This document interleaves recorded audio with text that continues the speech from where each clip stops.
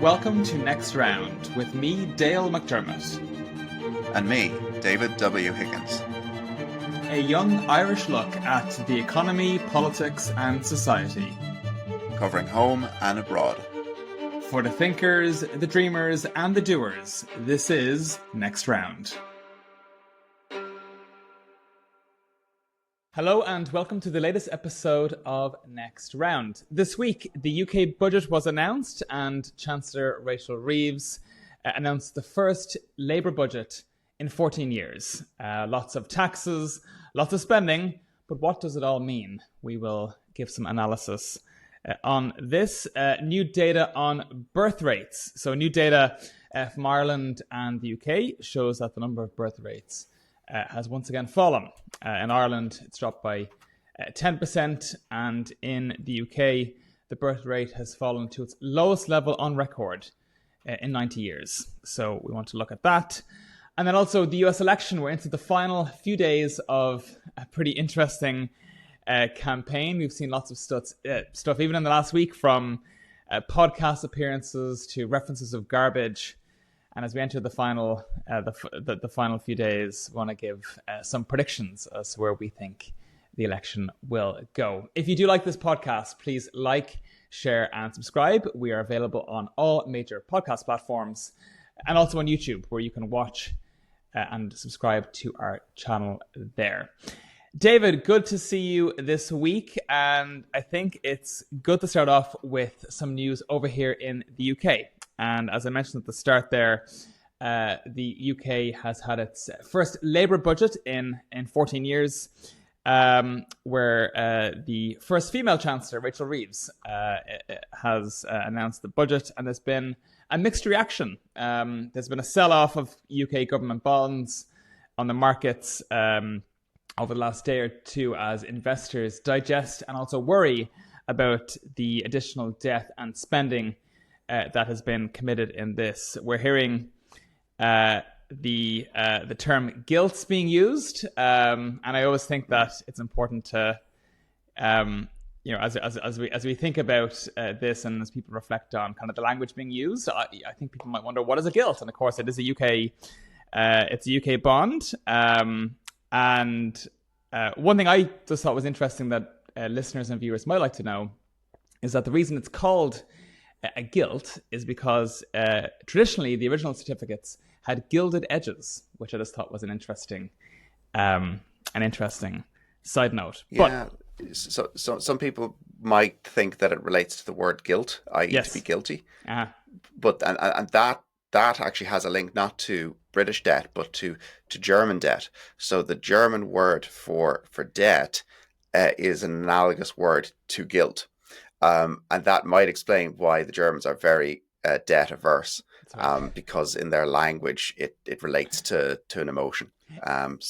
It's kind of built into their national psyche, might be one way of phrasing it. But we have seen the yields on 10-year bonds rising. Went up to 4.44% quite recently. And this is on the background of Rachel Reeves saying that the government's number one commitment was to economic and fiscal stability. So this is, of course, on the backdrop of a £22 billion black hole and shortfall, which the Chancellor has said that the government has discovered upon entering office in July. And this relates to a shortfall in previous commitments with respect to public sector pay of about 10 billion. It's been an overspend with respect to asylum of over 6 billion and transport budget overspends of about 1.5 billion. Now, this has been debated, of course. The Conservative Party and the Shadow Chancellor, Jeremy Hunt, hotly contests this. But we have seen elements for example, from the OBR, which is the Office for Budget Responsibility, having skepticism about the figure, but definitely one which I think a debate will keep on going.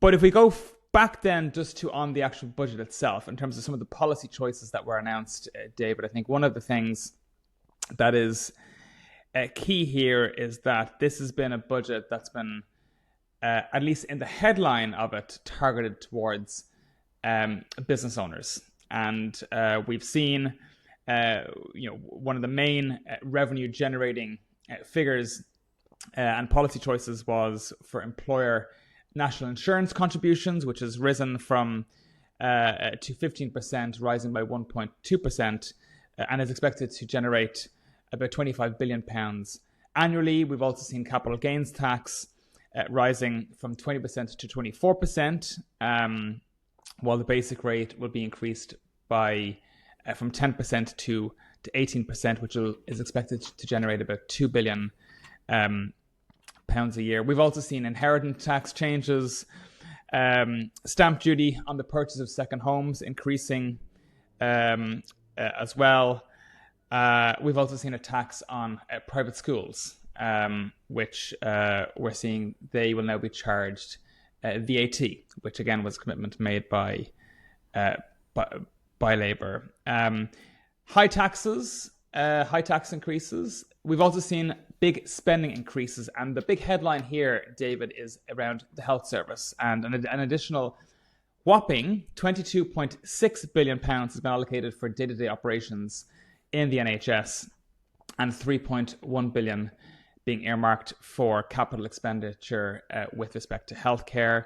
Education as well, also seeing £6.7 billion funding increase, looking to increase and improve infrastructure and resources, and also seeing a large infrastructure investment of over £100 billion over the next 5 years to focus on transport initiatives, green energy projects, all around stimulating this piece around economic growth. Personal finance elements here as well. Living wage. So the living wage for workers aged 21 and over, and that will increase by 6.7%, bringing it to $12.21 per hour, which is going to benefit around 3 million workers across the country. This was a surprise. Income tax thresholds, the freeze on income tax and national insurance thresholds, which was announced, will actually end in 2028, and allowing them to adjust for inflation afterwards. This was a surprise, as it was expected that they would remain and keep bringing more people into the higher tax rates. That of course, will now change. And other areas then around corporation tax, that is going to remain at 25%, with no further increases planned, aimed at providing stability to businesses and planning. So a lot of taxes, a lot of spend. But one of the things, I was talking to an economist this week, David, who I would describe as being fairly middle of the road in terms of their economic view. And their reaction was that this was a bit of a socialist approach to life. One of the things which was called out was this term around an emphasis on working people.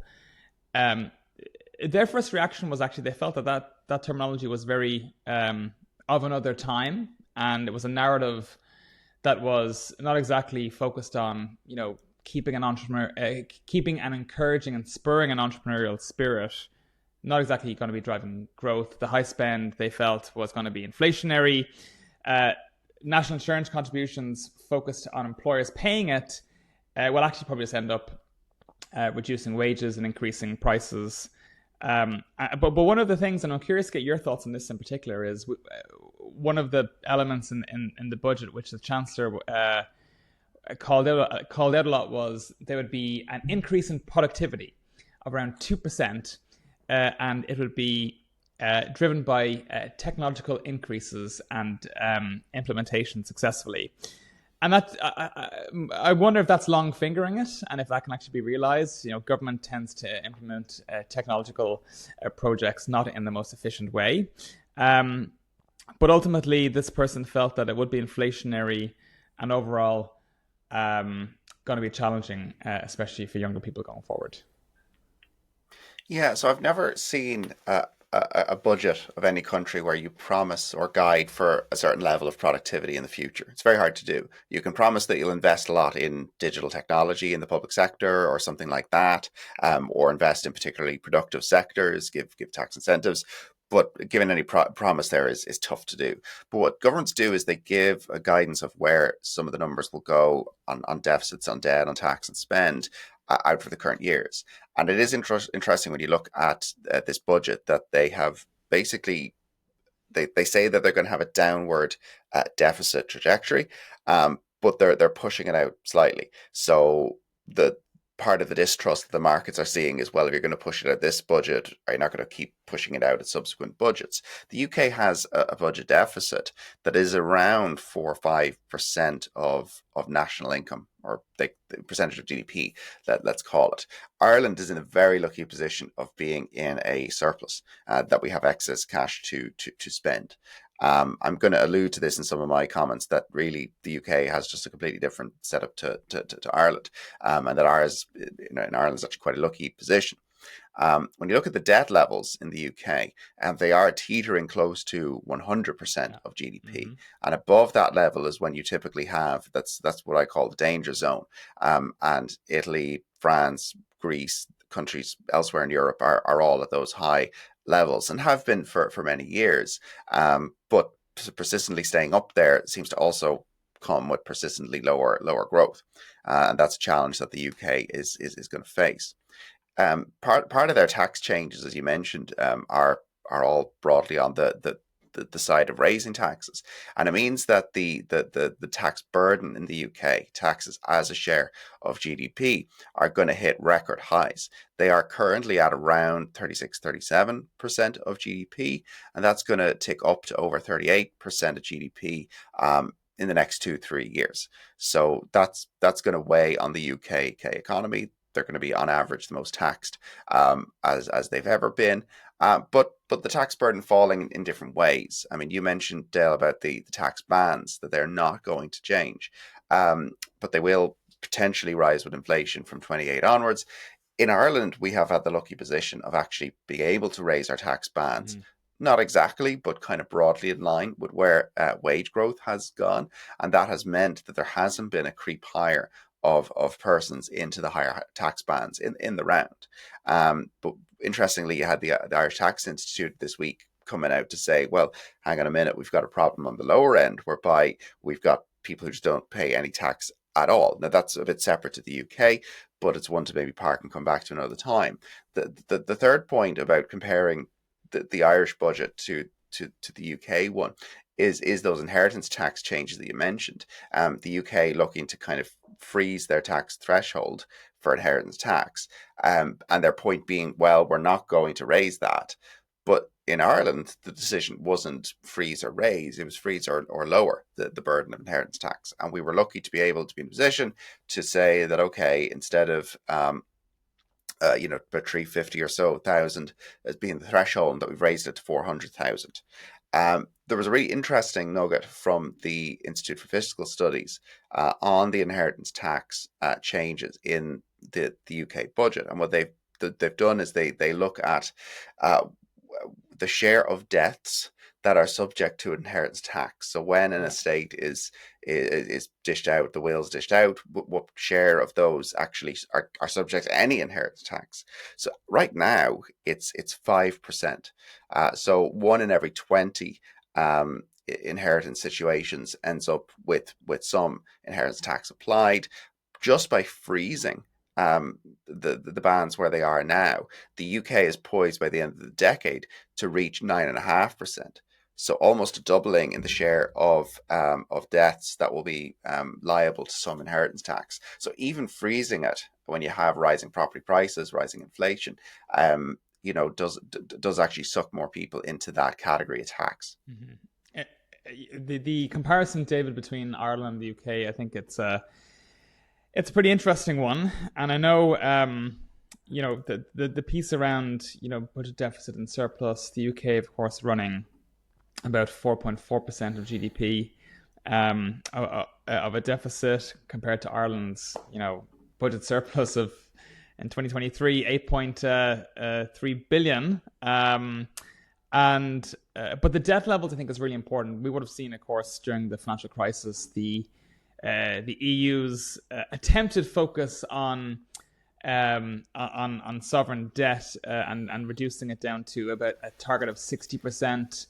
Um, um, and but we have seen in the UK, to your point, creeping upwards of 100% of GDP is just not good.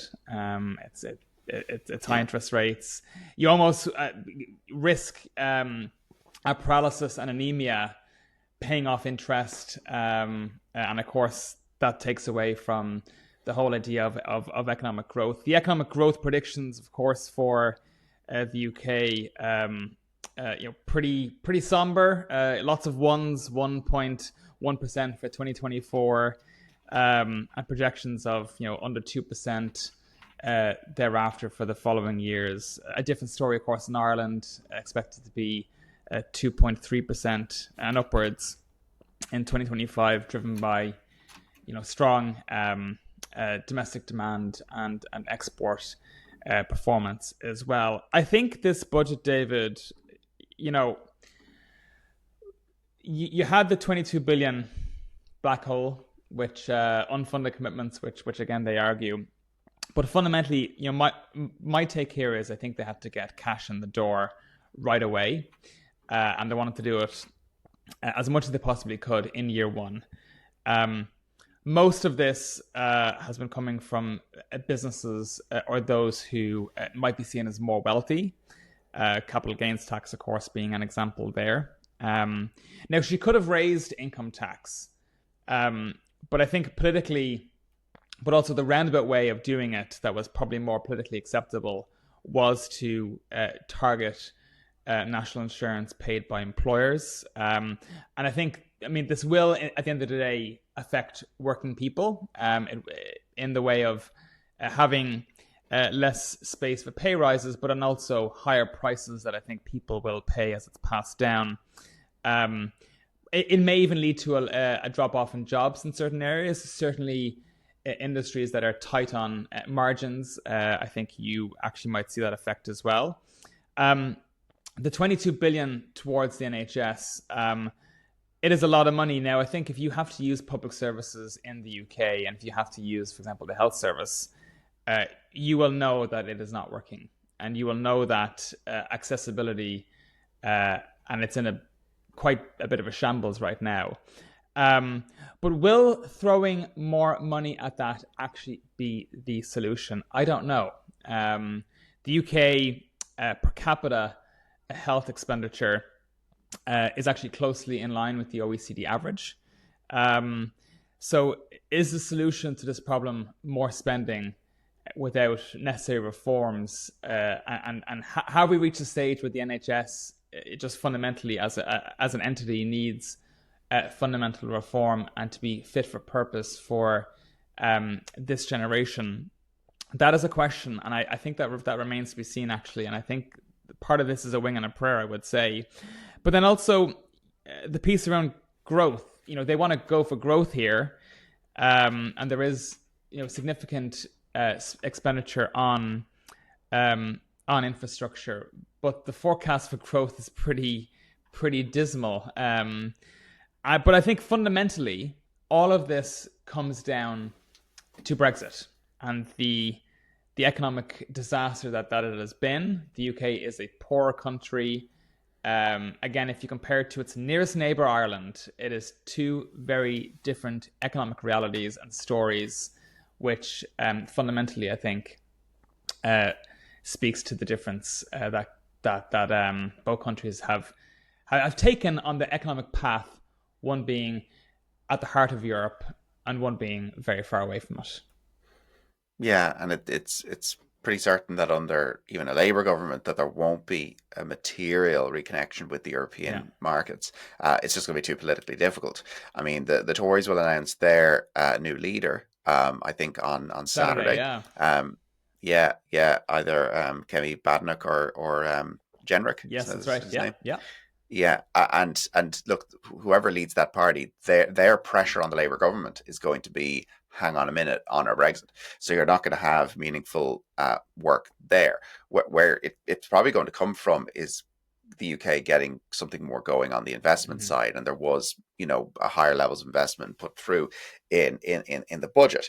But just going back to some of the market reaction, so the key metric I mentioned about gilts, the OBR give a guidance of where they think gilts are going based on the budget that was just released, and they look at the 5-year gilts and they say that, okay, it became elevated because of the mini budget, reached around 4.5%, but had fallen down just below 4% by the budget day.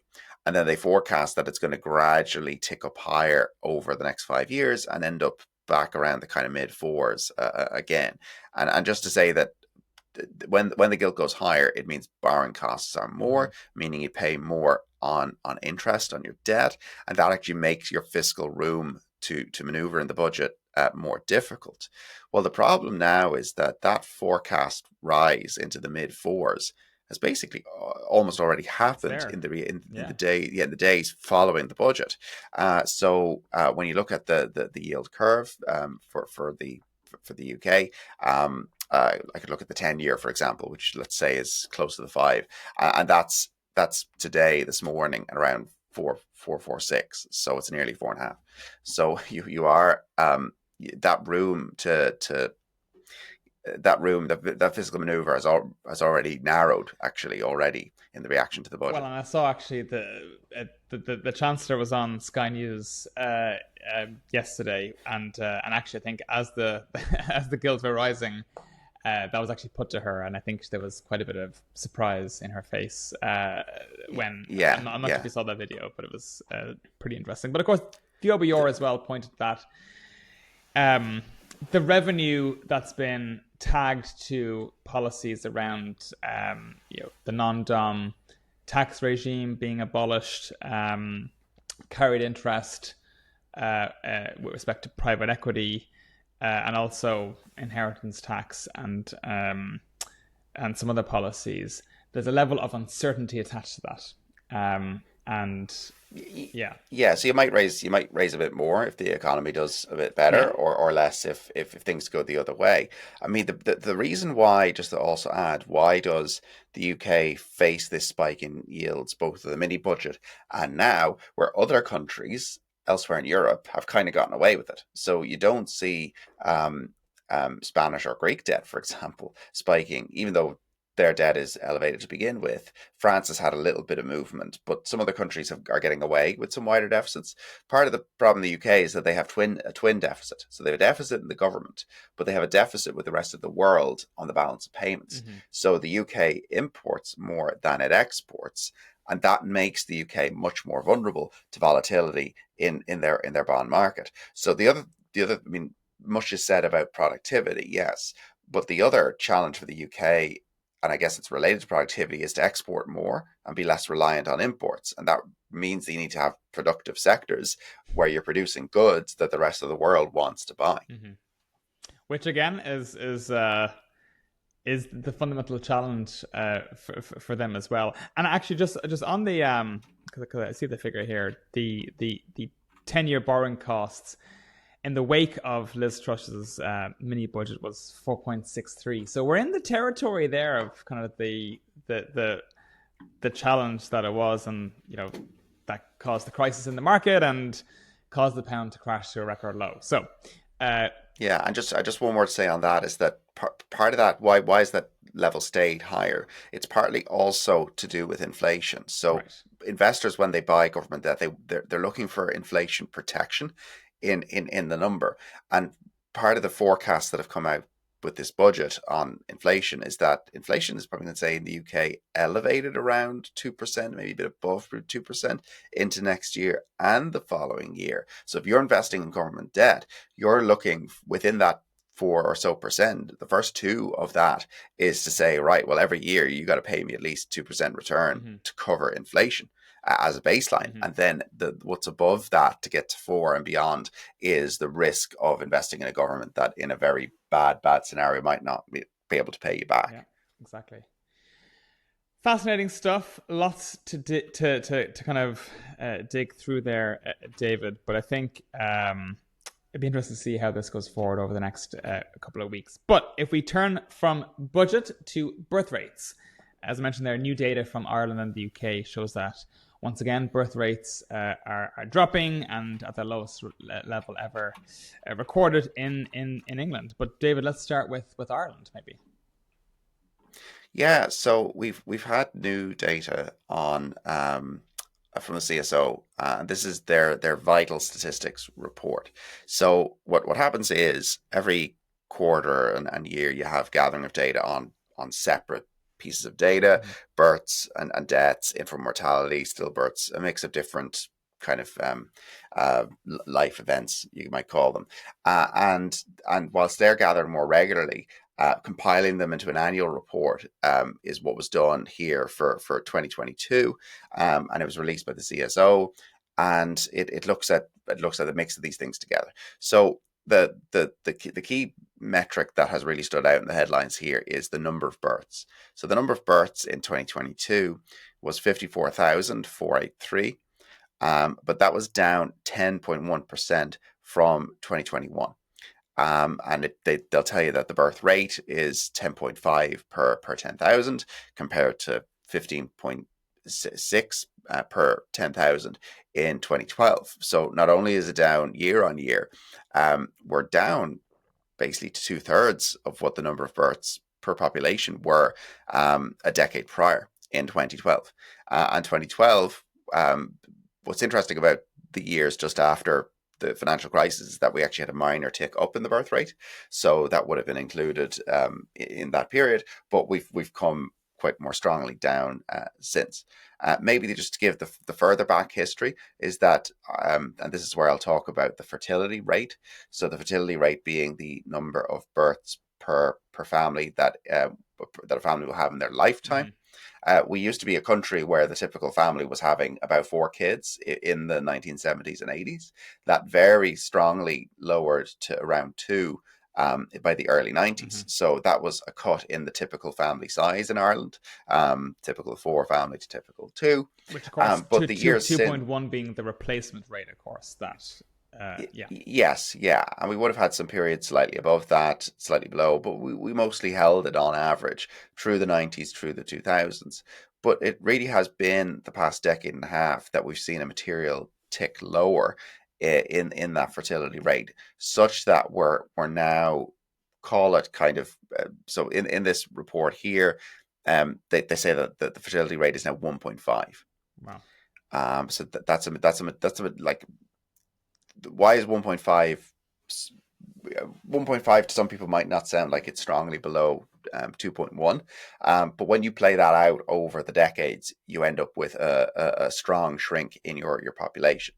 And because this particular release is showing that we had a 10% fall in the number of births, that speaks to it gathering pace as well. Yeah. And here as well, it's a similar story, David, in England and Wales. As I mentioned, that birth rate has fallen to its lowest level in 90 years since data was being recorded. So the total fertility rate in the UK, in England and Wales, dropped to 1.44 children per woman in 2023, which again is the lowest since records began. And people, it's an interesting question.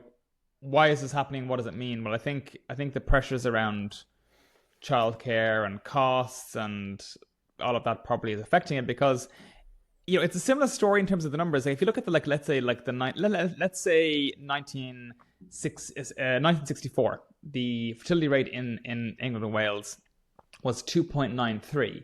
So again, similar story to Ireland. In the 60s, 70s. Upwards of 3 to 4 between both countries, but then basically since 72 down, it's really been below 2.1, and you've seen a significant drop off then from around 2010 onwards, from about 1.94 trickling down to today 1.44. Now, as you say, as that plays out over the decades, that's going to have a significant effect in terms of having fewer workers to pay for an ever increasing and aging population. Absolutely, yeah. You're going to end up with a higher burden on the next generation, whereby being able to fund pensions, social care, healthcare is going to become much more difficult.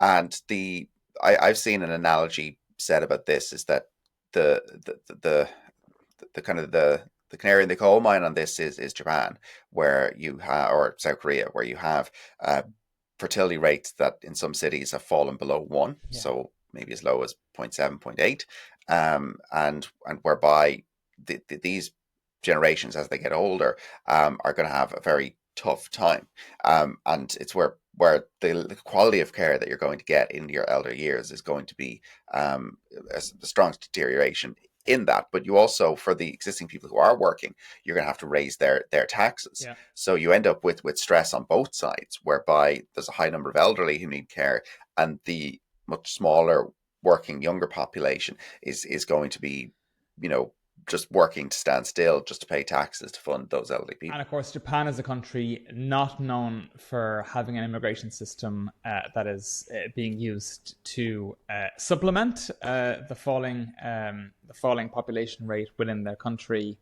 And of course, we've seen, as we've mentioned on previous episodes here, David, the population of Japan significantly shrinking year after year, and not exactly a plan in place to change that. We have seen some changes in terms of policy for opening and being a bit more, I think, accepting of a wider immigration policy in Japan, but nowhere near what it needs to be if it is to again have a net increase in its population.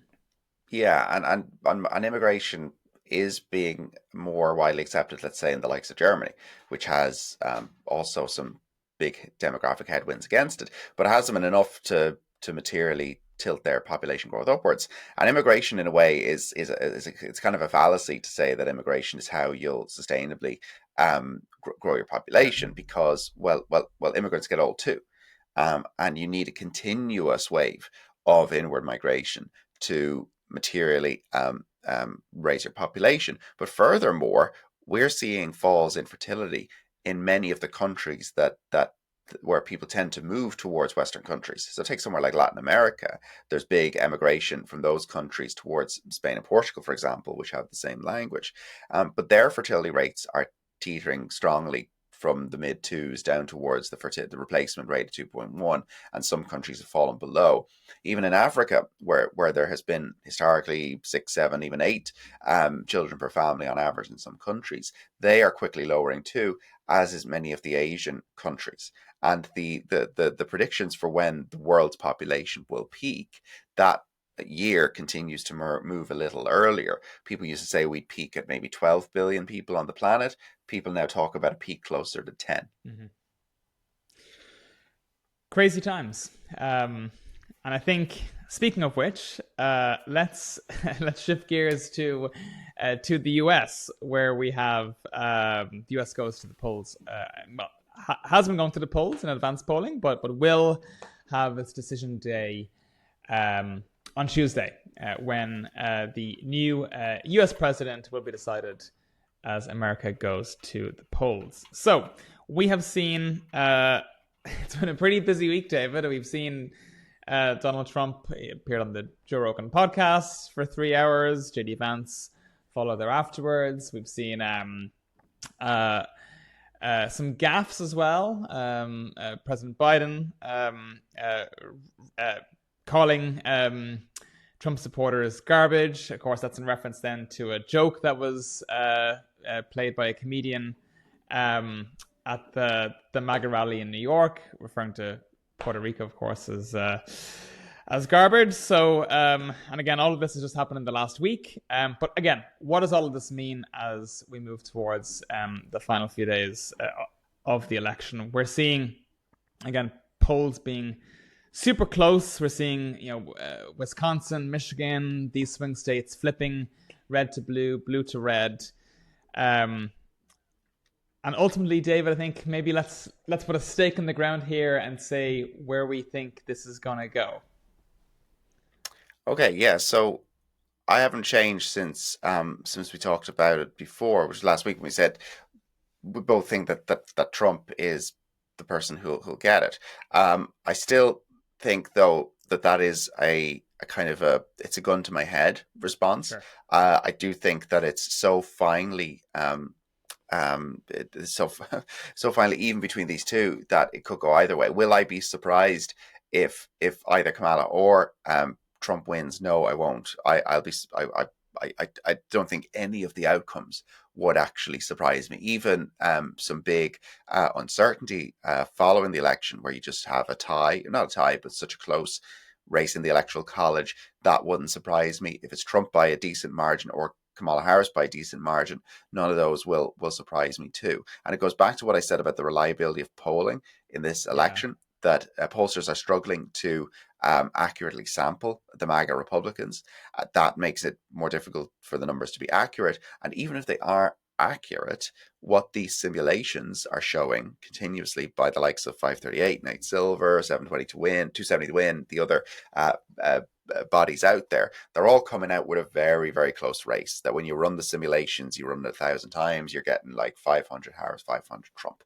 It's incredibly, incredibly tough. Yeah, and I think again it goes back to 2016. This was decided by 40,000 votes in 3 states. 2020, 70,000 votes in a few states again, and likely going to be the case here. My feeling, though, David, is, and again, this is from someone not actually in the country, but my feeling is in the last week or two, the momentum shifted and the energy shifted towards Trump Vance. And I think actually, when you look at the various swing states, Wisconsin, Michigan, um, et cetera, et cetera, I think Trump by the just by the hair, I think will actually get most of those swing states, and I actually think that this could be if you look at the electoral college, I think it could be over 300 for Trump Vance. That's my prediction. Let's see how it goes. I'm putting my stake in the ground. Okay, okay. Yeah, I'm not going to put any stake in the ground. Oh, That's come just on. because yeah, no, well, okay, this is the whole gun to the head thing. Yes. Okay, I'll go with a Trump victory, but below 300. Okay. So very much on a fine line, and that does give certainty to markets, whereby if it was the other way, if it was the thin margin for Harris and Waltz, that's a problem, because then Trump is going to contest that and he's going to say you've Yeah. stolen and all that kind of stuff. It's a big problem, and here's the other thing as well. Like if you go back to 2020, like we went, I think we all went to bed that night thinking that actually Trump had just about won it, and then of course when Mm. the postal votes came in, and we started to see it trail away then for Harris, sorry for Biden.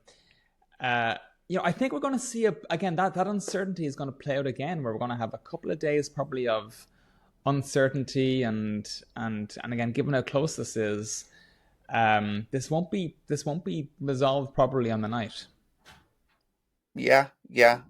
There's certainly that when it's that finely balanced, that chance arises. Just talking about election night. So it's November 5th, Yeah. which many people listening to this over the weekend, it'll probably still be ahead of them. So it's Tuesday night, and maybe I just thought it'd be useful to go through some of the timings of when different polls close. Great. I'll read this all in GMT time for UK and Irish listeners, right? Because that's what matters most to our audience. But the first polls that get closed are typically Indiana, Kentucky, and funny, they're on the eastern coast, but they just have a an earlier close of their own polls. So they actually close at 6 local time, which is quite early. In Ireland, we tend to vote until 10 o'clock. But that means that 11 o'clock GMT, so when most people in Ireland are going to bed, you'll have two states that will close, and that will allow some exit polls and predictions to be made. And well, look, those two states are typically red, so sometimes it doesn't tell you that much. But it'll certainly lead to lots of discussion on the airwaves for those staying up. By midnight, then you tend to get some swing states in there. So the likes of Florida, South Carolina, Virginia, Georgia. Then you get to 12:30, and this is the thing about the US. Some of the places close on the half hour instead of on the hour, but you get North Carolina, you get Ohio, which is important, and that's actually into the next time zone, but they begin to close. Then by 1 a.m., you're going to get Michigan, Texas, Alabama, and Pennsylvania. So Pennsylvania being a big swing state in this election, you'll get that by 1 a.m. Get to 2 a.m., you'll start hitting Arizona, Colorado, New Mexico. These are some other swing states in there. Then you get to 3 a.m., you'll get to Iowa, Nevada, well, Utah. Utah is going to be clear that typically goes red. Then 4 a.m., you start hitting California, Hawaii. And then I'll skip maybe here to the last one. Then is by 6 a.m. Irish British time, you'll be getting Alaska closed. So by the middle of that night, you're going to have predictions from a lot of those states, but you might also have too close to call, labels by the networks on a lot of these things. And really, for a lot of people listening to this, it's just going to be when you wake up on Wednesday, and then you'll see what the result may or may not be. Yeah, and of course, depending on what network you're going to watch it on, of course, Irish viewers will, of course, recall John King and from CNN and the Magic Wall, which I think his performance everyone loves to watch. And actually, I'm going to give a shout out because CNN will have a Magic Wall app where you can follow along in the key areas and districts and become your own John King for the evening. So there you go. Okay. We're out of sometimes the fake news networks are good for something. Sometime tech anyway, at least. Absolutely, yeah, absolutely. We are out of time. So again, thanks again for watching and listening this week, everyone. If you did like this podcast, please like it, please share it, please subscribe to it. Again, we are available on all major podcast platforms and also available on YouTube, where you can watch our channel and also subscribe to it.